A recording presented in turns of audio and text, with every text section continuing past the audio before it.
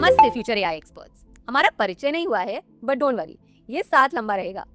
पिछले मॉड्यूल में आपने न्यूरल नेटवर्क्स की अद्भुत दुनिया देखी, कैसे ये नेटवर्क्स हमारे चारों ओर काम करते हैं।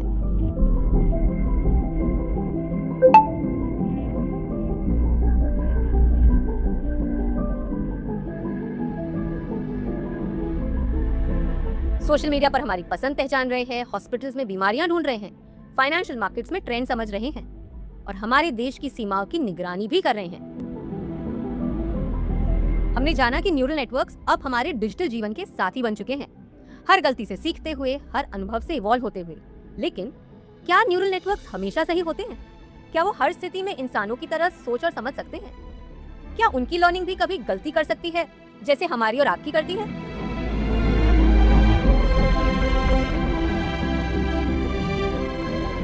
जवाब है हाँ। न्यूरल नेटवर्क्स जितने शक्तिशाली हैं, उतने ही सीमित। कभी कभी वो गलत डेटा से सीख जाते हैं, कभी बायस पकड़ लेते हैं, कभी बहुत जटिल होकर समझ से बाहर हो जाते हैं और कभी अपने ही डिसीजन को लेकर एक्सप्लेन नहीं कर पाते। कुछ आपके और हमारी तरह ही लगता है न्यूरल नेटवर्क। तो अब वक्त है थोड़ा ठहर कर ये समझने का कि इन नेटवर्क्स की सीमाएं क्या हैं। भाई, जब वो आपकी तरह और हमारी तरह सोच रहे हैं, समझ रहे हैं, तो उनकी भी आपकी तरह और हमारी तरह कुछ सीमाएं भी होंगी। क्यों? चलिए, इस नए मॉड्यूल में हम जानेंगे न्यूरल नेटवर्क्स की लिमिटेशंस, यानी वो कमजोरियां जो हमें याद दिलाती हैं कि बुद्धिमत्ता यानी कि इंटेलिजेंस सिर्फ सीखने में नहीं बल्कि समझने में भी होती है। घर में मम्मा भी शायद ऐसी ही कुछ बात करती रहती हैं कि सीखो, समझो, सोचो। न्यूरल नेटवर्क भी कुछ ऐसे ही काम करता है। और अब शुरू होती है पहली और सबसे बड़ी लिमिटेशन से मुलाकात, the black box nature of neural networks. Black box nature of neural networks, इसका मतलब सरल शब्दों में यह है कि जब आप किसी न्यूरल नेटवर्क को इनपुट देते हैं तो वो आपको आउटपुट जरूर देता है, लेकिन ये बताना मुश्किल है कि वो आउटपुट उसने क्यों दिया और कितना सही दिया। फॉर एग्जाम्पल, अगर आप किसी इमेज रिकग्निशन मॉडल, यानी कि वो मॉडल जो तस्वीरों को पहचान सकता है, उसको एक बिल्ली की फोटो दिखाते हैं और वो कॉन्फिडेंटली कहता है कि ये तो एक गाड़ी की फोटो है, जस्ट सी। वो आपने दिखाई उसे एक कैट की फोटो, उसने कहा यह है एक कार की फोटो। अब आपको ये नहीं समझ आ रहा कि ये उसने गलती क्यों करी। ये तो आपके लिए बड़ी सरल सी प्रॉब्लम थी। किस न्यूरॉन ने गलत वेट से सीखा? किस फीचर को कैट का कान नहीं कार का टायर समझ लिया? ये जानना लगभग असंभव है, क्योंकि इतने सारे न्यूरॉन्स जो इन्वॉल्व हैं।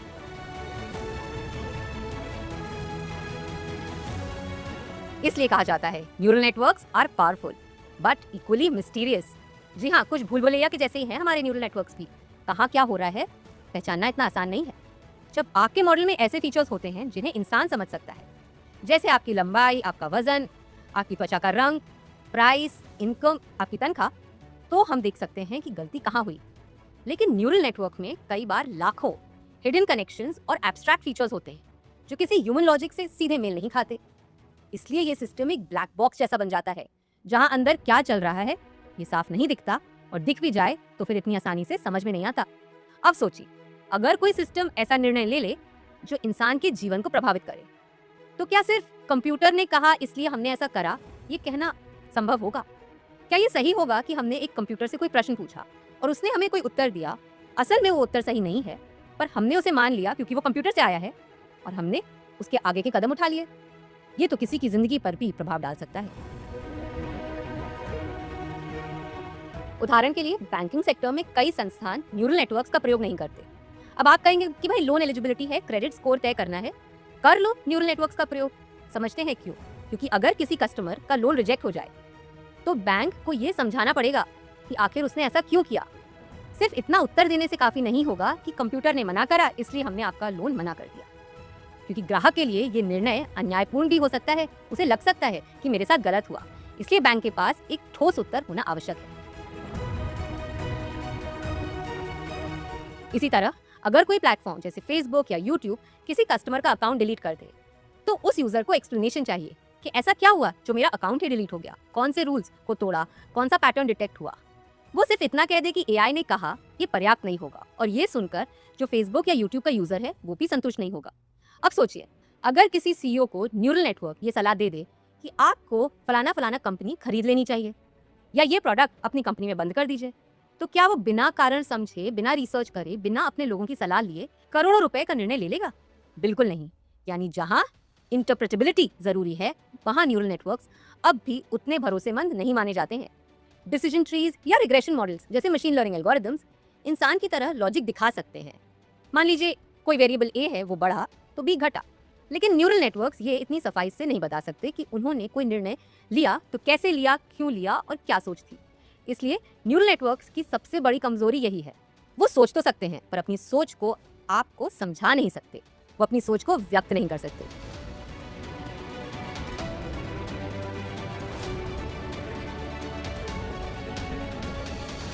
लेकिन न्यूरल नेटवर्क की ये एकमात्र सीमा नहीं है। कई बार न्यूरल नेटवर्क्स सिर्फ क्यों नहीं बता पाते, इसके अलावा क्या सीखें, इसमें भी कई बार गलती कर बैठते हैं। यानी अगर उन्हें जो डेटा सेट है जिससे वो सीख रहे हैं वही अधूरा है, तो नेटवर्क की सीख भी वैसे ही होगी, आधी अधूरी। अब जैसा टीचर वैसे ही स्टूडेंट। और यही है दूसरी सबसे बड़ी चुनौती, डेटा डिपेंडेंस एंड बायस। कहते हैं न्यूरल नेटवर्क्स उतने ही बुद्धिमान है जितना बुद्धिमान डेटा उनसे बात करता है। यानी न्यूरल नेटवर्क्स खुद से कुछ भी नहीं जानते, वो दुनिया को उसी डेटा के जरिए समझते हैं जो हम उन्हें सिखाते हैं। अब आपको जो सिखाया जाएगा आप वही तो सीखेंगे। न्यूरल नेटवर्क्स भी कुछ कुछ हमारे और आपके जैसे इस मायने में भी हैं।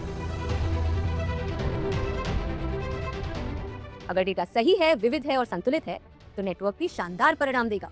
लेकिन अगर डेटा ही अधूरा है, झुका हुआ है, किसी बायस की तरफ, गलत उदाहरणों से भरा हुआ है, कोई पूर्वाग्रह है, तो वही झुकाव नेटवर्क की सोच में भी उतर आएगा।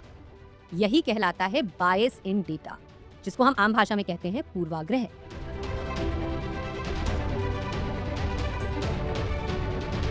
सोचिए, अगर किसी बैंक का लोन अप्रूवल सिस्टम पिछले 10 साल के डेटा पर ट्रेंड है।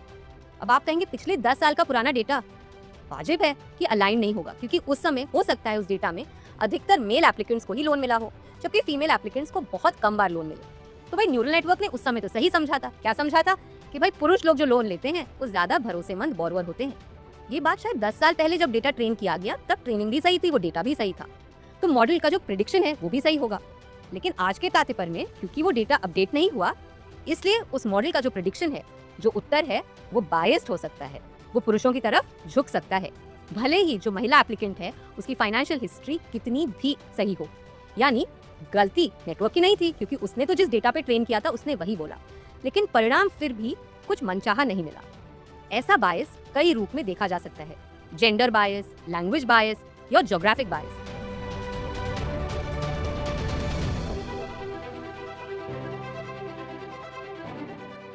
उदाहरण के लिए अगर कोई वॉइस असिस्टेंट है, अब अधिकतर वॉइस असिस्टेंट्स जो हैं वो अमेरिकन या ब्रिटिश एक्सेंट पर ट्रेन हुए होते हैं, इसलिए वो कई बार इंडियन एक्सेंट को, जैसे कि हम और आप बात करते हैं, उसको सही तरह से नहीं समझ पाते। अब वॉइस असिस्टेंट तो कहने को ग्लोबल है, लेकिन उसका जो डेटा था वो लोकल था, वो ब्रिटेन या फिर अमेरिकन इंग्लिश पे और एक्सेंट पे ट्रेंड था, इसलिए वो हमारे एक्सेंट को नहीं बूझ पा रहा था। न्यूरल नेटवर्क्स का दिमाग डेटा से बनता है, और अगर डेटा एक तरफा हुआ, पूर्वाग्रह से भरा हुआ, तो नेटवर्क भी उसी दिशा में जाएगा। इसलिए कहा जाता है गार्बेज इन गार्बेज आउट। और यहाँ गार्बेज का मतलब सिर्फ गलत जानकारी नहीं, बल्कि अधूरी या असंतुलित जानकारी भी तो हो सकती है। मात्र जानकारी होना ही पर्याप्त नहीं है। अब जरा सोचिए, अगर कोई हायरिंग कंपनी अपने एआई सिस्टम से कहे हमें बेस्ट कैंडिडेट्स ढूंढ के दो, और ये सिस्टम जो है ये पिछले कर्मचारियों के डेटा पे ट्रेंड है, जिसमें अधिकतर लोग एक ही शहर के थे, तो अब एआई सिस्टम वही पैटर्न दोहराएगा। उसके हिसाब से तो लगेगा कि जितने एम्प्लॉइज इस कंपनी में आते हैं वो उसी शहर से आते हैं। वो नए विचार और विविधता नहीं सीखेगा, बल्कि पुराने डेटा पे पूर्वाग्रह करके अपने आउटकम को और भी मजबूत कर देगा। यानी न्यूरल नेटवर्क कभी कभी मनुष्य की गलतियों को सही समझते हैं और उन्हें और भी एम्पलीफाई कर देते हैं।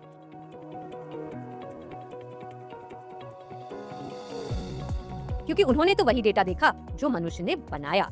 यूं कहें तो आपने अपने न्यूरल नेटवर्क की जैसी परवरिश करी होगी, वो वैसा ही न्यूरल नेटवर्क अंत में आपको उत्तर देगा। इसलिए न्यूरल नेटवर्क को सिर्फ पावरफुल एल्गोरिदम्स नहीं, बल्कि रिस्पॉन्सिबल लर्नर्स बनाना भी जरूरी है।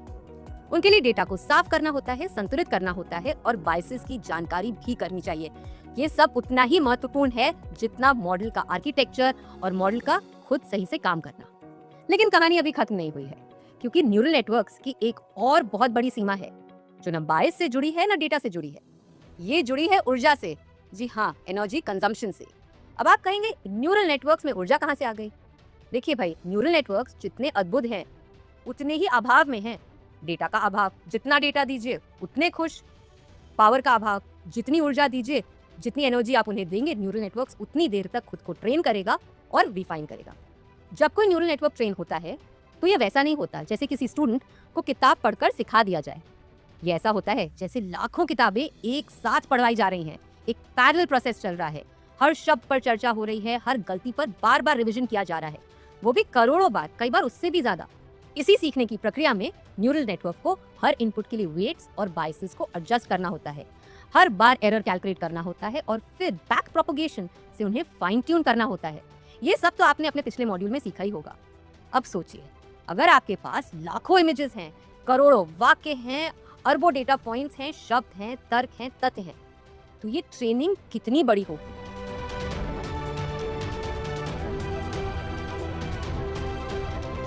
इसीलिए मॉडर्न न्यूरल नेटवर्क्स को ट्रेन करने के लिए सैकड़ों हजारों कंप्यूटेशंस प्रति सेकंड करनी होती हैं और इन कंप्यूटेशंस के लिए बहुत ज्यादा ऊर्जा यानी कि बिजली चाहिए होती है। एक रिपोर्ट के अनुसार एक न्यूरल नेटवर्क ट्रेनिंग में लगभग 400 वॉट तक पावर खपत हो जाती है और इतनी ही एनर्जी केवल कूलिंग सिस्टम्स को ठंडा करने में लग जाती है। मतलब जितनी बिजली कंप्यूटेशन के लिए चाहिए उतनी ही बिजली उस मशीन को ठंडा करने और स्टेबल रखने के लिए भी चाहिए होती है। अब सोचिए, जब हम एक लार्ज लैंग्वेज मॉडल जैसे चैट जीपीटी को ट्रेन करते हैं तो हजारों ऐसे प्रोसेसिंग यूनिट्स एक साथ काम करते हैं। कुल मिलाकर एक मॉडल को ट्रेन करने में करीब 10 गीगावाट आवर्स बिजली खर्च होती है। 10 गीगावाट आवर्स बिजली, समझ लीजिए उतनी ही बिजली जो 1000 घर करीब एक साल में खपत करते होंगे। और ये तो सिर्फ ट्रेनिंग की कहानी है। मॉडल बनने के बाद हर दिन लाखों लोग इसका प्रयोग करते हैं। आज जीपीटी पर निरंतर दिन पर दिन hundreds and millions of daily queries are coming। हम सब भी रोज तो क्वेरी पूछ रहे हैं। इन सभी क्वेरीज को प्रोसेस करने में बहुत बिजली खर्च होती है। इसके बारे में हम आने वाले मॉड्यूल्स में विस्तार में बात करेंगे, क्योंकि पहली नजर में ये आंकड़े बहुत बड़े नहीं लगते, लेकिन असली चिंता ये है कि ये तो बस शुरुआत है। जैसे जैसे दुनिया में एआई मॉडल्स का उपयोग बढ़ेगा, उनका स्कोप बढ़ेगा, वैसे वैसे बिजली की खपत भी बढ़ती जाएगी। आज हर बड़ी टेक्नोलॉजी कंपनी अपना लार्ज लैंग्वेज मॉडल बना रही है। Google, Microsoft, Meta, Amazon, OpenAI, हर एक अपने अपने मैसिव मॉडल्स पर काम कर रहे हैं और कितना सारा डेटा लेकर उन मॉडल्स को ट्रेन कर रहे हैं। और जैसे जैसे मॉडल्स और सोफिस्टिकेटेड बनेंगे, यानी कि डेटा बढ़ेगा, ट्रेनिंग बढ़ेगी, फाइन ट्यूनिंग बढ़ेगी, वो और बड़े और ज़्यादा कॉम्प्लेक्स होते जाएंगे, जिससे ट्रेनिंग और यूजेज दोनों में एनर्जी की डिमांड कई गुना बढ़ जाएगी। ये सिर्फ एक टेक्निकल चैलेंज नहीं है, बल्कि एक एनवायरमेंटल कंसर्न भी बन गया है। जी हाँ, हमारे पर्यावरण पर भी एआई का असर पड़ेगा। चौंकिए मत, ऐसी बहुत सारी रोचक चीजें आपके सामने इस कोर्स में आती रहेंगी। खैर, इसलिए आज वैज्ञानिक ग्रीन एआई की दिशा में काम कर रहे हैं, ऐसे मॉडल्स बनाने में जो कम एनर्जी में ही ज्यादा सीख जाएं और काम कर लें, जो एफिशिएंट हो और एनवायरमेंटली सस्टेनेबल भी। तो हमने देखा कि न्यूरल नेटवर्क्स कितनी आसानी से डेटा को याद कर लेते हैं, पर असली दुनिया के बदलावों के सामने कितनी जल्दी से उलझ जाते हैं। वो पैटर्न तो पहचान लेते हैं, लेकिन पैटर्न के पीछे का कारण नहीं समझ पाते। और यही है न्यूरल नेटवर्क्स की अगली सबसे बड़ी limitation, lack of common sense and causal understanding. जी हाँ, सामान्य ज्ञान, common sense is not that common after all. हम सब अपने दोस्तों को कई बार ये कह चुके हैं। न्यूरल नेटवर्क्स बिल्कुल वैसे ही व्यवहार करते हैं जैसे कोई स्टूडेंट जो बहुत सारी किताबें तो पढ़ चुका होता है, लेकिन रियल लाइफ सवाल पर अटक जाता है। उसके पास डेटा के सारे फैक्ट्स हैं, सब याद है कि कौन सा जानवर क्या खाता है, कौन सा प्लैनेट कहाँ है, कौन सा शब्द है, उसका मतलब क्या है। लेकिन जब पूछ लिया जाए कि क्या बर्फ के पिघलने से समुद्र का स्तर बढ़ जाएगा, तो वो सोच में पड़ जाता है। स्टूडेंट को ये तो पता है कि तापमान बढ़ने से बर्फ तो पिघल जाएगी, और जब बर्फ पिघलेगी तो ग्लास में पानी तो आ जाएगा। लेकिन इसी परिप्रेक्ष्य को जब आप समुद्र पे ले जाते हैं तो वो उलझ जाता है। न्यूरल नेटवर्क्स भी यही करते हैं। वो कोरिलेशन तो पहचानते हैं, पर कॉजेशन नहीं समझते। उन्हें ये दिखता है कि दो चीजें साथ में घट रही हैं, लेकिन वो ये नहीं समझ पाते कि एक दूसरे की वजह से घट रही है या नहीं। उदाहरण के लिए मान लीजिए कि मेट्रो का एक न्यूरल नेटवर्क सिस्टम बनाया जाए जो ये प्रेडिक्ट कर सके कि किस दिन कितने यात्री सफर करेंगे। वो देखता है कि जिस दिन बारिश हो रही है उस दिन शायद मेट्रो में कम लोग आते हैं।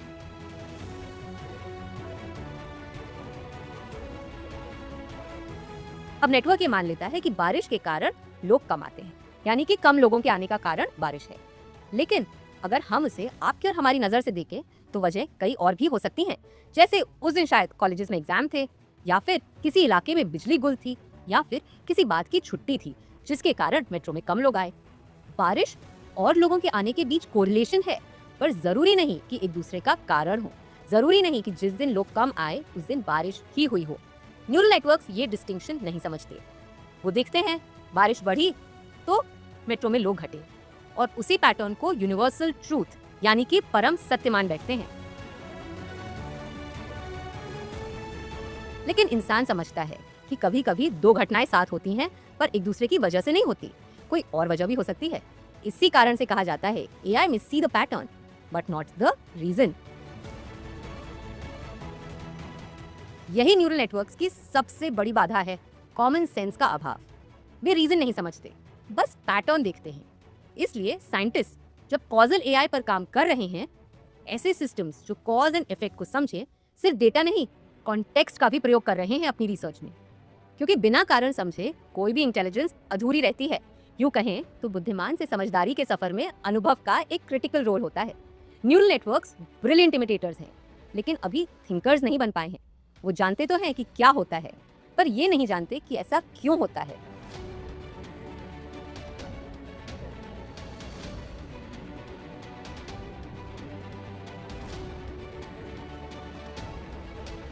तो अब हमने देखा कि न्यूरल नेटवर्क्स कितने बुद्धिमान होने के बावजूद भी सीमाओं के कारण रुके हुए हैं। कभी वो ब्लैक बॉक्स बन जाते हैं, कभी बायस डेटा से प्रभावित हो जाते हैं, कभी ट्रेनिंग में परफेक्ट होकर भी रियल वर्ल्ड में असफल हो जाते हैं, और कभी रीजन के बजाय सिर्फ पैटर्न समझते हैं। इन सब ने हमें समझाया कि इंटेलिजेंस सिर्फ डेटा से नहीं आती, वो आती है भाषा यानी लैंग्वेज और उसके अर्थ को समझने से।